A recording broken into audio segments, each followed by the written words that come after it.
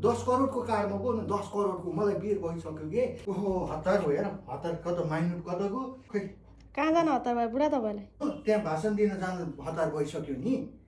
म त अस्तिसम्म त्यो पुरानो काङ्ग्रेस पार्टीमा थिएँ अहिले नयाँ पार्टीमा गएको छु नयाँ सोचै छ कि मेरो नयाँ सोच भएका व्यक्तिहरूले जे जस्तो भनेर भाषण हान्ने पनि हुन्छ अस्ति एकजना अङ्कलले चाहिँ गोसाइकुण्डको पानी मेसीले लएर बेच्छु भन्दै थिए म पनि आज गएर त्यहाँ माथि डाँडामा गएर सगरमाथाको चुचुरोको चाहिँ त्यो आइस डोनाल्ड ट्रम्पलाई खुवाउँछु भनेर भाषण दिएर आउँछु क्या बुढी छिटो मलाई हतार भइसक्यो खोइ माइनुट साइनुट लिएर म गइहाल्छु म त नयाँ विचारको नयाँ सोचको नि त म त पढाइ लेखेको नैतिकवान व्यक्ति अरू पुरानाले मलाई कहाँ भेट्दैन नि मलाई हतार भइसक्यो खोइ यो माइक पनि लानु पर्ने छ दुई चारवटा माइक यसो भाषण दिन पऱ्यो नि त कोही कानतिर दिने कोही नाकतिर दिने कोही मुखतिर दिने कोही पछाडितिर दिइसकेपछि त सबै ठाउँबाट दिइसकेपछि त मलाई पत्याइहाल्छन् है मैले त जे भन्दै नि हुन्छ नि पुराना सोच भएको हो र मेरो त नयाँ सोचको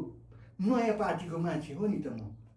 गइहाल्नु पऱ्यो बुढी लो छिटो हतार भइसक्यो मलाई ल्याउ न ल्याउ कार मगाउ न कार 5, 8, 9, 10 करोडको कार मगाउ न 10 करोडको मलाई बेर भइसक्यो कि अहिले ल्यान्ड क्रुजर के पुरा चाहिँ पहाडतिर चढ्ने खालको कार चाहियो मगाउ न त्यो कुन चाहिँ कम्पनीले फोन गर्ने होला कि लौ